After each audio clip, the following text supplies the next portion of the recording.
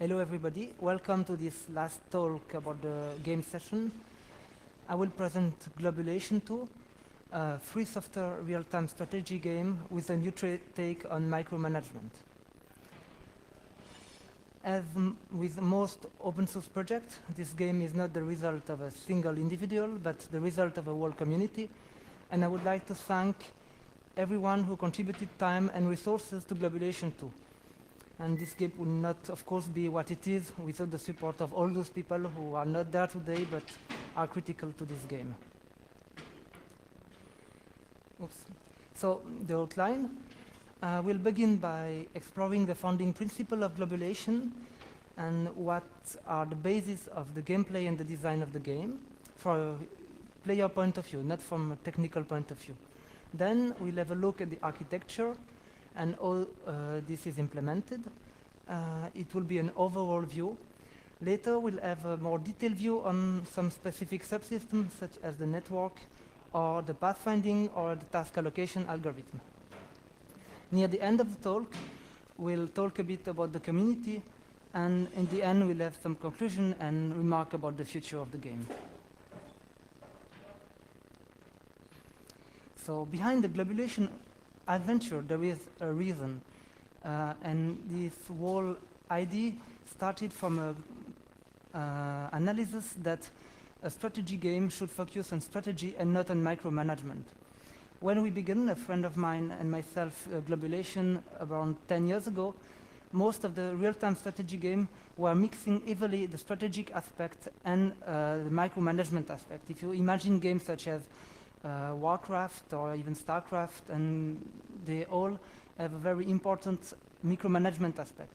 While it can be very interesting for some players, it's also a drawback for some others that would like to concentrate on the strategy and are distracted by this very action part of the game. So we tried to make this element better. To do so, we had a look around us and we were thinking in which type of environment there is this strategy without micromanagement. And one inspiration was the ant colonies. In ant colonies, there is a colony level development that is quite advanced, but there is no micromanagement in the sense that there is no overmind who is overlooking the development of the colony. So we go ahead and implemented a game based on this idea. And this is the basis of the ecology of globulation.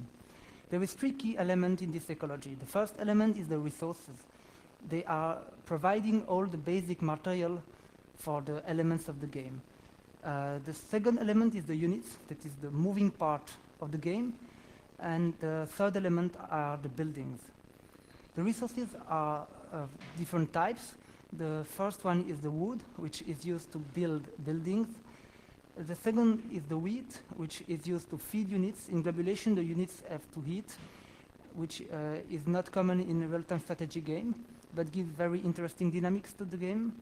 There is also the seaweed, which is a type of resource used to make advanced buildings, such as the schools. There is the stones, which is a resource that never gets depleted and is used to make buildings that are very robust, such as the defense towers. And there is the fruits, which is a resource that is used to give happiness to the unit. The units can harvest and also clear the resources. And the units are of several types. There is the walkers, who are the basic unit who build things and transport things. There is the explorers, who are the units that goes around and discover the map, which is very important for any game where the information war is a very important aspect. And there is, of course, the warriors. There are the units that can fight. The buildings are of several types also. There is swarms, which is sort of living buildings which produce units. There is the inns, where the units can go and eat. There is the schools, where the units can go and get better and then can upgrade buildings to make them much more efficient. There is the hospital, where units, when they are wounded, they can go and they get repaired. There is the racetracks and the pools, which are buildings that upgrade units, respectively their speed of walk and swim. There is the barracks, which train the units to fight, and there is the tower, which are defense building. The units build, repair, fill, and upgrade the buildings, and in return, the buildings feed, heal, and upgrade the units. With this ecology, we designed the first game, which was Globulation 1. We designed it between 1999 and 2000. It consisted of 20,000 lines of Think Pascal code. We had the macOS classic version. It was single player. And in this game, the units have their own lives. They individually upgrade, they walk, they eat, and the player has very limited control. It only chooses ratio of buildings and units, and everything else is managed by the game. The game manages the units which move randomly. They place buildings randomly. They build buildings randomly, and they find resources randomly. When resources are found, they go to the resources.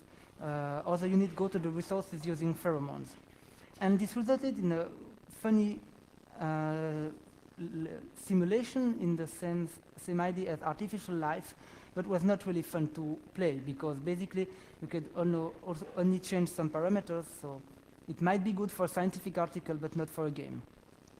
Furthermore, it is old now and the graphics are not really nice. But we decided to make a second game because the idea of reducing the micromanagement seemed promising. So then we made Globulation 2. As you can see, the graphics have already much improved, but this is only the visible part of the iceberg. There is a lot of changes under the hood. It's now in C++. It consists of 100,000 lines. It has been developed now for the last 7 years. It is cross-platform, it is multiplayer. And also the units retain their own lives. The player now has a much wider range of actions. And the player can now decide where he wants to place buildings. He can decide which buildings he wants to upgrade or repair. He can place flags, which is a way to control groups of units. So this gives the ability to control the units more or less directly without having any micromanagement. For instance, if you have a war flag, you can say, I want 10 units at that point, and if the units need to go to eat, other units will come to ensure that there is still your 10 units at the war flag. So this way you have the control of what happens, but still you don't have to take care of the micromanagement. The player, of course, specifies which number of units is allocated to each building to build or to repair or to work at the building, like filling the hidden. And also the player can specify some area that are areas where the units can get attracted or repelled. For instance, there is the guard area, which allowed idle warriors to go.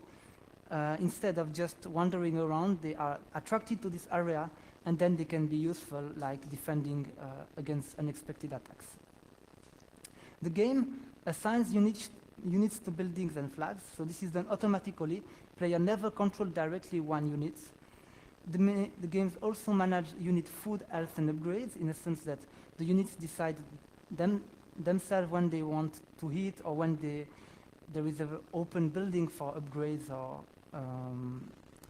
to work on. And the game also takes care of every pathfinding, so you never have any pathfinding problem. And the result of this is an innovative, fun, and extensible gameplay. It's innovative because I don't think there is much other game that has this particular type of gameplay. It's fun, it opens a new way to think games, and it is extensible in the sense that we can add elements to what is now. Now we have a core of this gameplay, but in the future we can add a lot of new elements. It's open, it's not closed. Now, all this is implemented from a software point of view.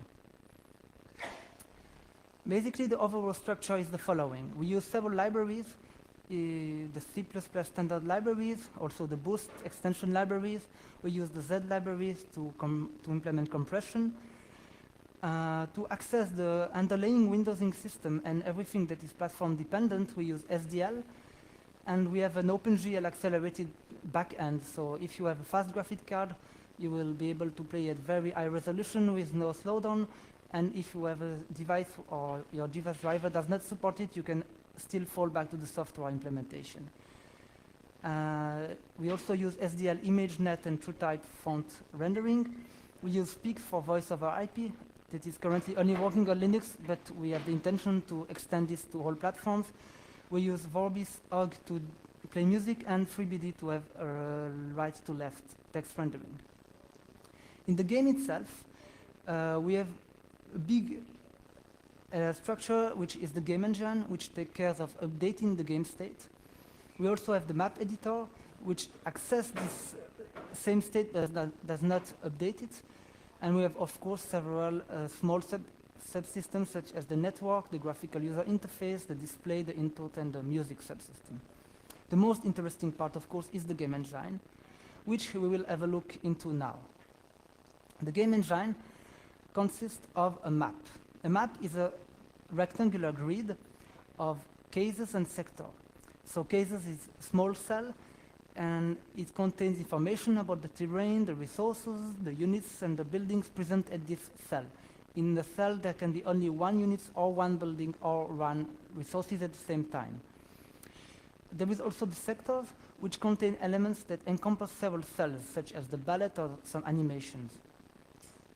This map does not contain the state of the unit and the buildings themselves, but rather an identifier which is used to access the states of the buildings and the units which are inside the teams. The teams is an array of structure, one per team, which is a color in the game, and a team is a faction, and each faction has a list of buildings and units, and in this list each building has some information that are dynamic, that are different to each building instances, such as the position, the hit point. Same for the unit, also position, hit point, and several other variables. Those buildings and units are parameterized by static information that describe the types of the units and type of the buildings. For the buildings, it's called buildings type, and it describes the ability, the size, the sprite, all this data about the buildings. For the unit, there is this race structure, which also describes the same for the unit. Both those structures are parameterized by text files, so they can be edited by contributors to tune the gameplay. The last structure is the player, that is the controlling entity for a faction, and there can be several controlling entities for a faction in this engine. For instance, if you have a player and an artificial intelligence that are playing together. This was a static view. Now let's have a look at the more dynamic view.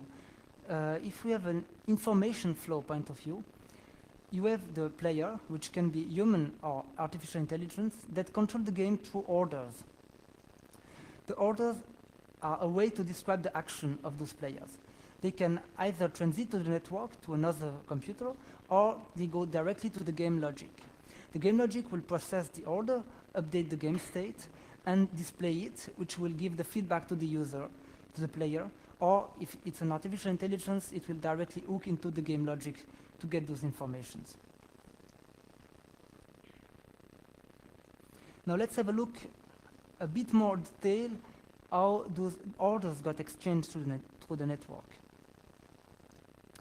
Glob2 features a synchronous game engine. That is, the execution of the game is the same as parallel on all the computers. It's based on TCP, with order getting exchanged to a meta server that just basically routes the orders from one computer to the others. This meta server also initiates game connections and, as I said, routes the data. Thus, the players only exchange order. The good thing with this is it only uses the smallest possible bandwidth, because basically just the action like the click are exchanged, and if the player just scroll the map or don't do anything, there is no information exchange. It provides a small and uniform latency, and with the order we also exchange a checksum of the game state that ensure that cheating by state modification is impossible. Of course, this is not perfect, and there is several drawbacks. For instance, the most important thing is that the code execution must be predictable. as the game is running in parallel in all the computers of all the players, every code, including the artificial intelligence code, must be completely predictable. That removes a lot of possibility for coding. Floating points are forbidden. Some sorting algorithms are forbidden also because the implementation of them are not predictable. And some containers are very difficult to use properly, such as sets, because there is a lot of unpredictability in them. And of course, this cannot prevent view cheating. Everyone can modify his client to view what the other are viewing.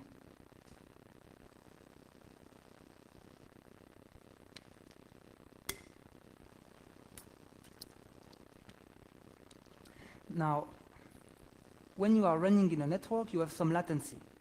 So basically, it works like this to overcome this latency. At some time, let's say t equals 0, there is two computers with two players, and they all do some actions. So those computers send or create orders and send them to the network. In the same time, they queue locally the order, and they will execute those orders, the one they have queued and the one for the other computer, after a certain amount of time, which corresponds to the latency. If the order have not come yet, the game waits for the order, but of course this latency is usually computed such that there is no such waiting. Now we'll have a look at two other subsystems that are of interest. The subsystems are the pathfinding and the task allocation algorithm. In globulation, the pathfinding are linked to targets. That means that the units do not pathfind themselves, but rather the pathfinding are attached to the destination of the unit. The destination can be the buildings, the resources, or the area. The paths created by the pathfinding are used by the unit, which requests the targets to create the path on demand. If there is congestion, like there is a lot of units that want to go into a specific target, this path is locally overridden by the units, but globally it's managed by the target. This approach has some drawbacks. It takes a large amount of CPU time, and to make it efficient enough, it took a substantial amount of development time. But we like it because it's good, it's working well, and in general, your pathfinding in the game must be perfect. Otherwise, it might easily kill your game because the player gets frustrated. Of course, there is some big game vendor that can not take this into account. The algorithm of the pathfinding is based on having gradients to the target. So imagine you have a pile of sand and you want to go to the top. It's very easy because you just have to follow the maximum ascent. So we create the path starting from a target using gradient propagation with an algorithm that we'll have a look into some moment later. And then the units only use gradient ascent to go to the target.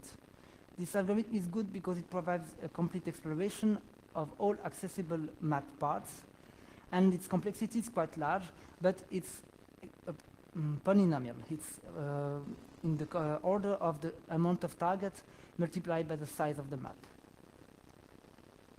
So how does it work?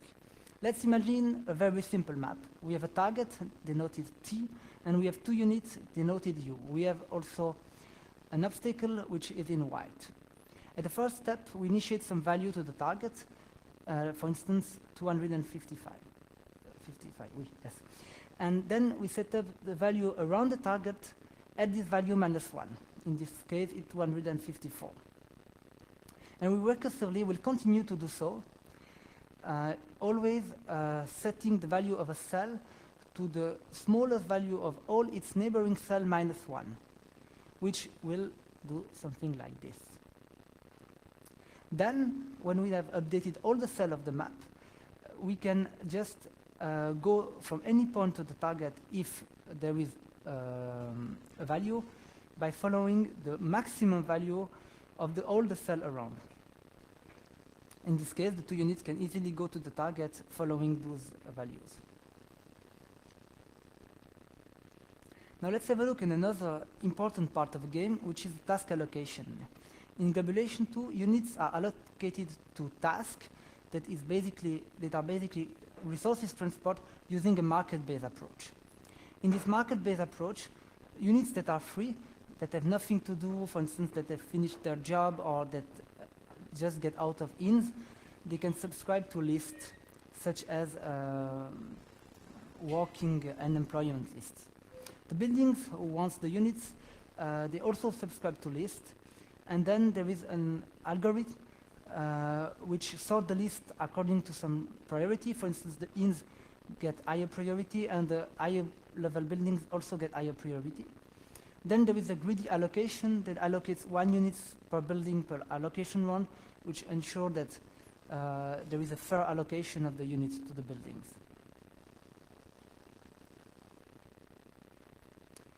So now we had just some look into some software aspect of globulation, but of course, as with any open source project, the community is a very important aspect, if not the most important one. So globulation provides several ways to interface with the community.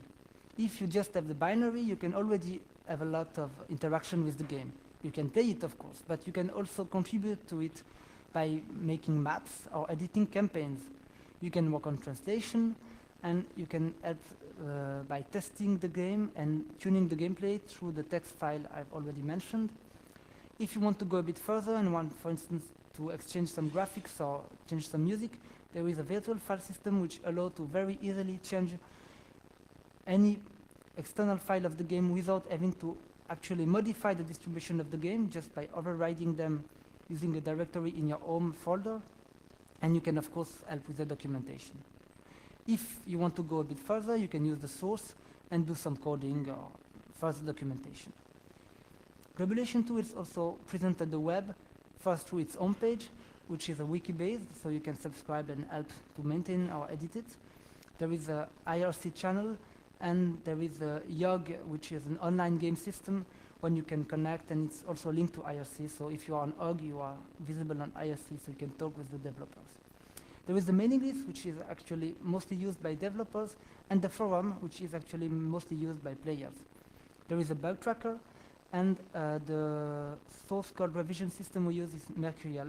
So it's a distributed source code system, so you can branch it and do your own patch, and then you send us, and we can merge things together very easily. And of course, any game needs a community to live, so you are very welcome to join globulation2 community.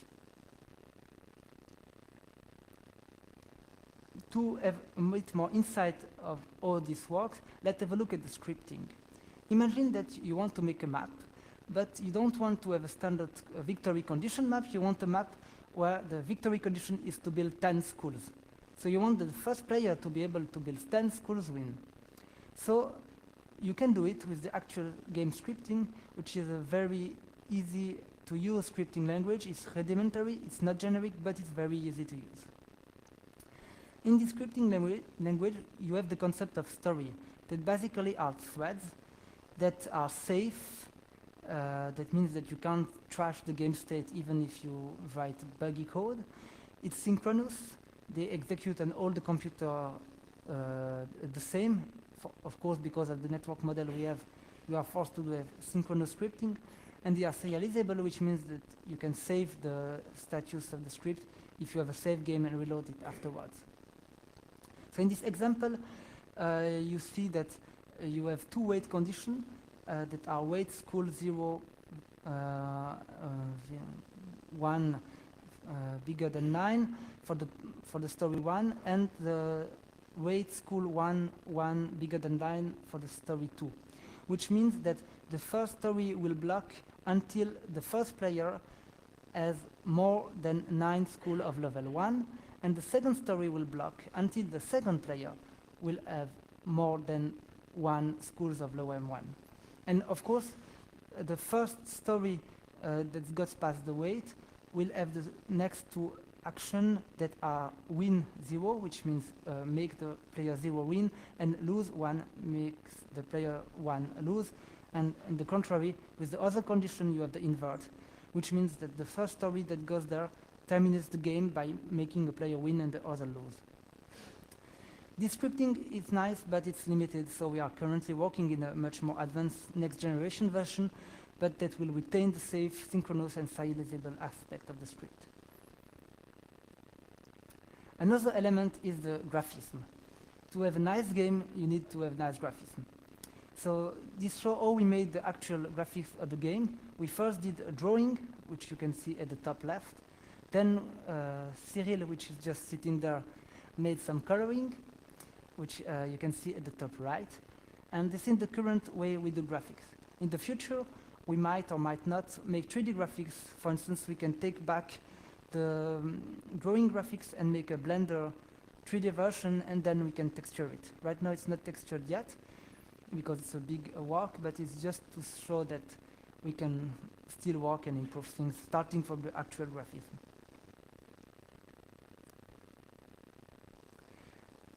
A very important aspect of any open source project is the contributors. In this slide that I've called contributors, capture and storage, I want to just show a bit what are the critical elements of for the interaction with the contributors. First thing is that open source developers are highly volatile resources, especially in a game where you don't have any company backup, so just people, they contribute and perhaps they have something more important in their life and they just stop, and they can stop from one day to the other. If you have a game, you need artwork, and the artists are even more volatile. So this is a problem. A second problem is that if your game is well advanced, there's a quite good engine with a lot of capabilities, it's quite complex. And complexity is both boon and bane, in the sense that if it's complex, it provides a lot of features, a lot of things you can do, and potentially a great game. But in the same sense, there is a high entry barrier. Developers need to know a lot of things before they can contribute anything. And this can be a very big problem. It was a very big problem with globulation2, which we developed at home for 5 years or 4 years, and then we made it open source, and there was a lot of complexity, very few documentation. It was really very difficult for people to get into. Now that much more people, external people have contributed to the project, it's getting easier and easier. The problem is that people come, they implement great things, and then they disappear. Of course, they don't document much, because there is no pressure to do so, and it's not fun to document. Another problem is that by doing so, people like to reinvent the wheel. And of course, they will invent better wheels each time, but often it's not yet finished. So you get better wheel, but less and less finished, which can be a very big problem. So as a community, you have to maintain a balance between guiding new developers into your rules and letting them express their vision, otherwise you won't have any new developer at all. So this is very difficult to balance that you have to maintain. Now, as conclusion, the current situation is quite good. The code base is stable. The community is stabilizing in the sense that it's growing and more lasting people are around. The core engine scales well in the sense that the same code that we wrote 6 or 7 years ago basically still works and is still capable of powering our game, even if we now have games with thousands of units. The game is still working well and there is no problem. And the gameplay is innovative and promising. Of course, not everything is finished. Game is always a work in progress, and in the future, one critical aspect is to tune the gameplay, because the game got a lot of work from development, but not that much feedback or advanced feedback for player yet. Already quite some, but we could do much better. We should also improve campaigns and improve the user-friendliness of the game. Right now, some people are afraid because they think it's a bit too complex, so we have already a good tutorial, but we have to make it better.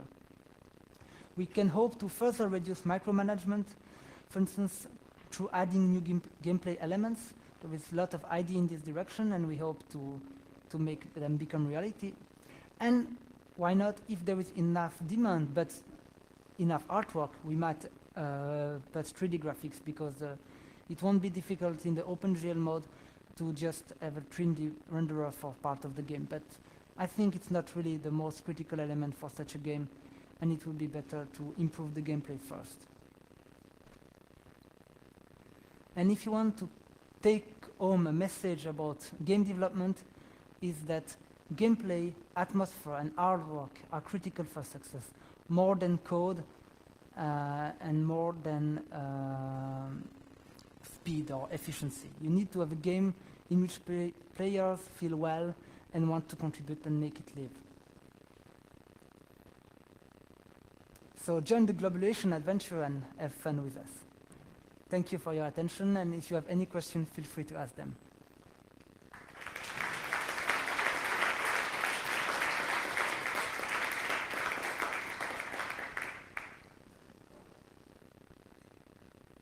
No question? Someone wants a demo? Okay.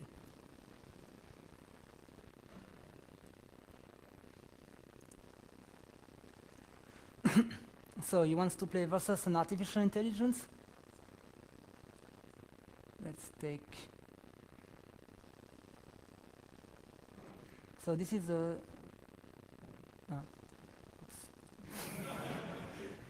demo effect.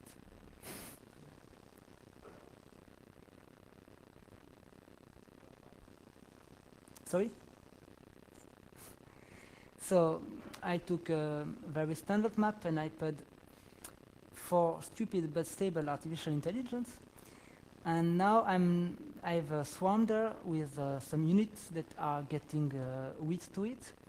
And I've set up 2 new buildings to build that are inns. It's very critical to make inns at the beginning of the game, otherwise the units can't eat and they just stupidly die. I will also make a swimming pool which will allow the units to swim, because initially the units do not swim, which is a problem because the seaweed, which are needed for the schools, are in the water. So I will also make a school, I will make an hospital, and I will make a barracks. Now I will make some more units. I will associate more units to the swarm, because only 1 unit is working at the swarm. It's not enough to have a good number of units. I will request a lot of workers and some explorer and some warrior. I will put some exploration flag.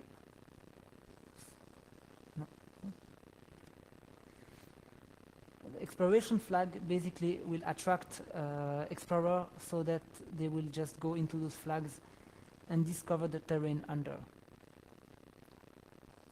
I will put some area, I will put forbidden area onto the wheat. Sorry, it's not easy to see. This is a bug of the Intel OpenGL driver, which does not render properly the line. And I will put some turret in the entrance of the base so that other players will not easily come into our base and destroy things if they decide to. I will also put a racetrack so that my units will be faster, and I will put an additional inn.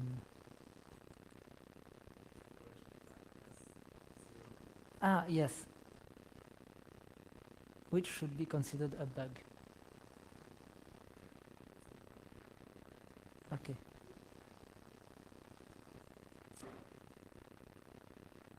Ah, yeah, it was better.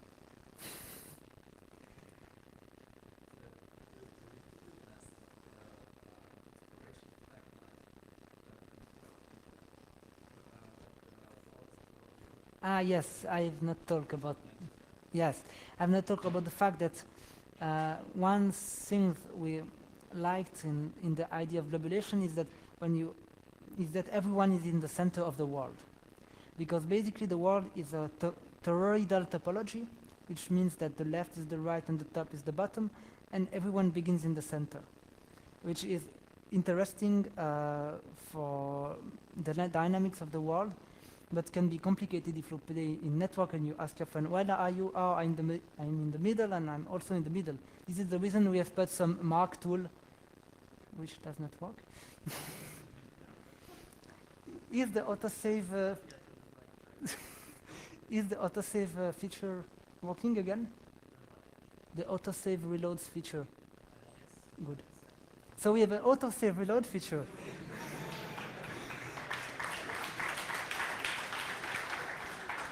Which means that even if it crashes, it's not a problem. There you can see fruits.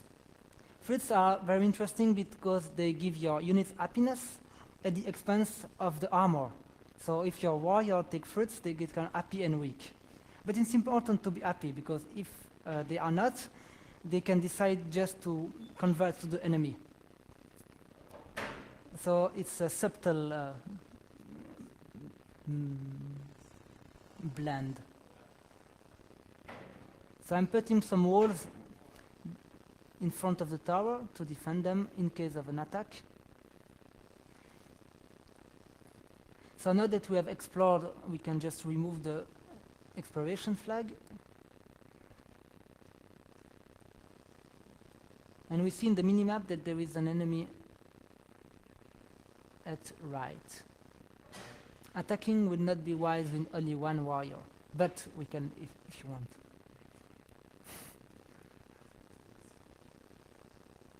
Sorry? Yeah, yes, they can. One can. Two can, wow. And we will build more schools because it's more profitable to make schools than to make war. It's a very moral game. We see if we click on a barracks that we can't upgrade it because no unit has gone to school for long enough yet, so they are still very stupid.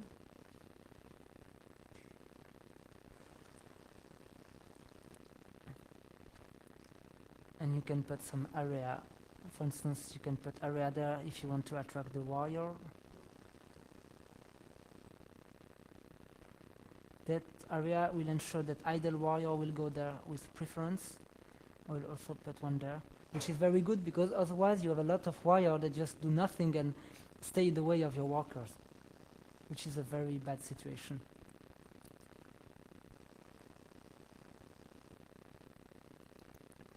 So we see the nice particle effect.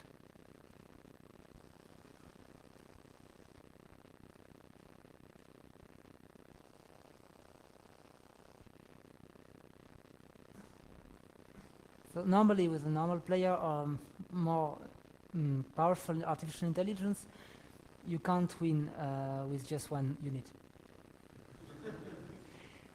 But we have several artificial intelligence, and I've taken the simplest one, which has the lowest probability to crash.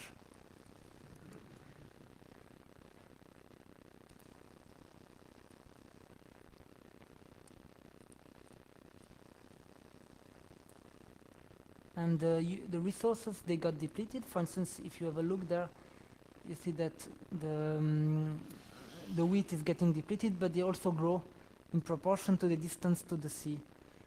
So you have to carefully manage your resources. This is also a very different aspect with respect to other games such as StarCraft, when you can just harvest at maximum. Here, if you harvest everything, you just don't get anything. So, in addition to being moral, it's ecological.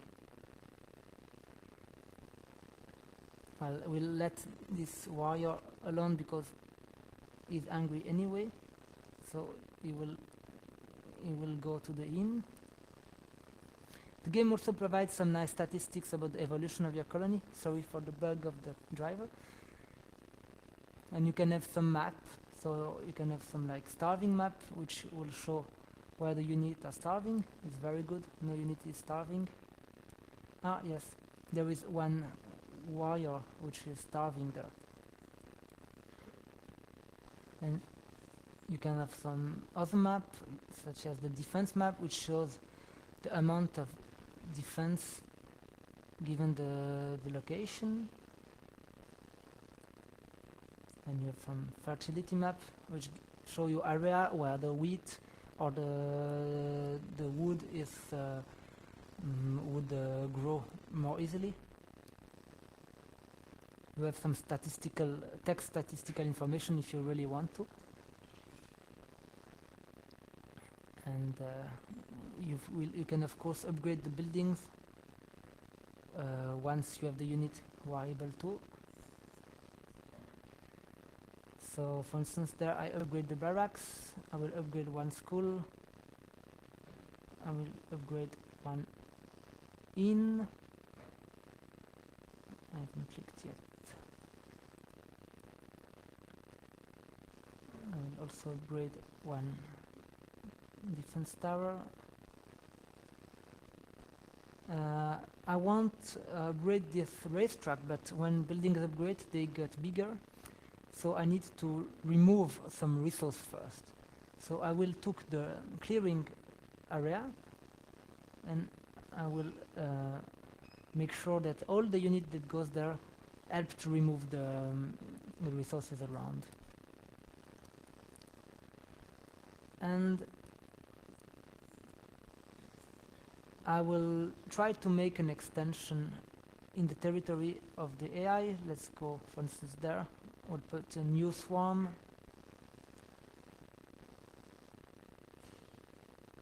A new inn.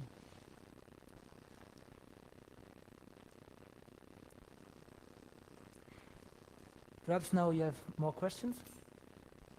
No, still not? Want to play again? Yes.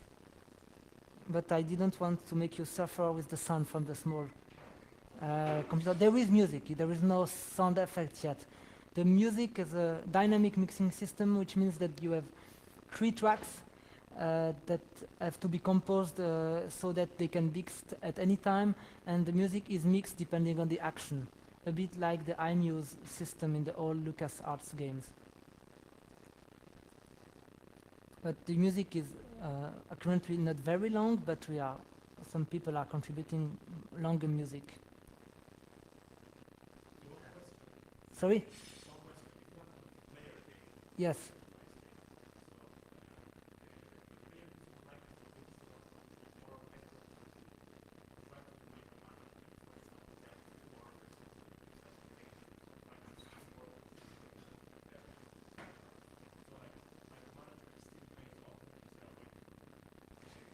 Not really, in the sense that if you invest your time to make micromanagement, like precisely positioning the war flag, it might have some effect. But if you better manage your economy and you better manage which building you will upgrade at which time, and if you want to, because if you produce, for instance, a lot of units, then you will have a lot of unit working at the in buildings to feed them. Then you have some dynamics that go in some direction, and maybe it's at some point not the best idea. Maybe it's better to have few units and have schools to upgrade them a lot. So micromanagement a very small effect. I don't know. Yes.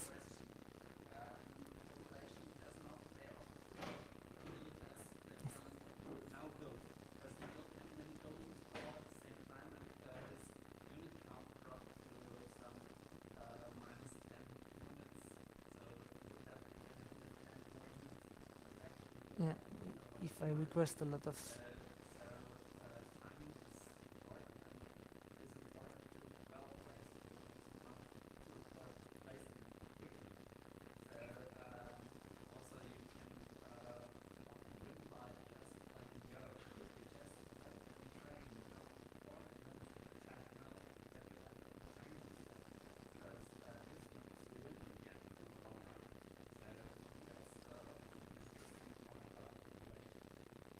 and also with this area you can really set up the one base. For instance, I put some tree area there because I don't want the width to take all the place, and then the colony will just walk alone there. Of course, if you do this everywhere, the AI will finish by winning because you won't be able to dynamically adapt to the new situation. There was a question there? Okay. Yes?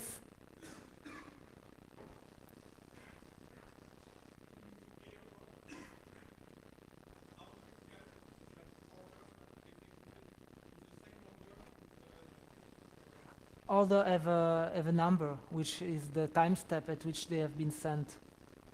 So by ensuring that you have all the orders for all the players for a specific time step, you can execute it. So at worst, you will have some computer that will be in advance, but it will always be less than the latency.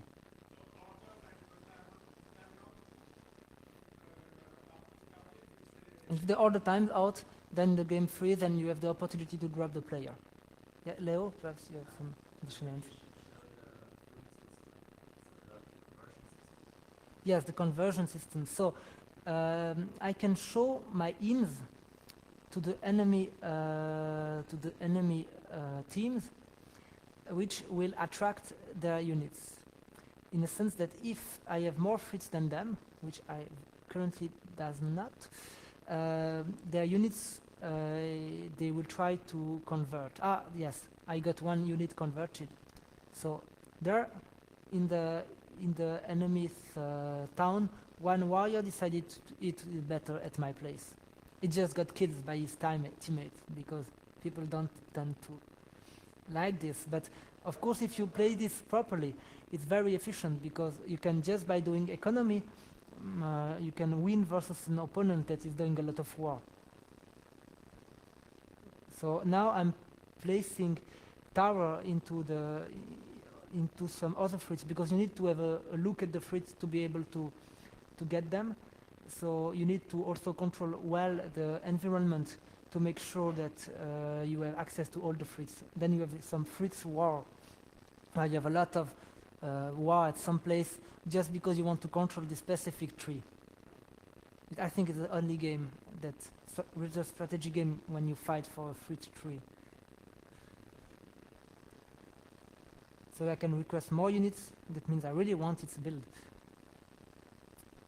Any other question? Oh, I have an attack there. So I will redirect all my warrior there. But I don't have any warrior free. Because they are all trying to attack the enemy, which is... So, of course, you can let your colony going alone, but if you don't react to these things, it will be bad. But we see that the walls are working well, and the tower are efficiently defending. Of course, we won't stop the unit ever for infinite time, but it can stop them long enough until we got our warrior there. So it's very important to have a good defense also. And I have to build more inns because right now there is a lot of new units that got converted.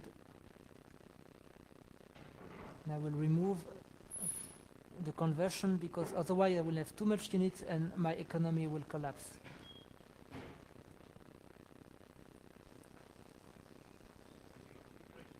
Sorry? Well, it's not illegal because, you know, we showed them very nice building, a lot of fruits, so they all decided to come there. So we are a bit responsible, I think. And the units have gone through the wheat because we have taken too much wheat. So it's very bad because they just enter our colony from a side that is absolutely not defended. So that is the problem when you take too much resources out, then you get some unexpected effect. So I will put a defense tower there, just in case.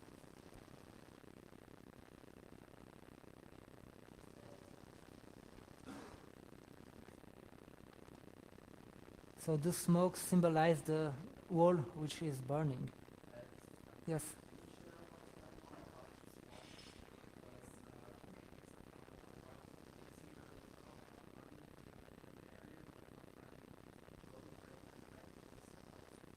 It might be, but it's, yeah.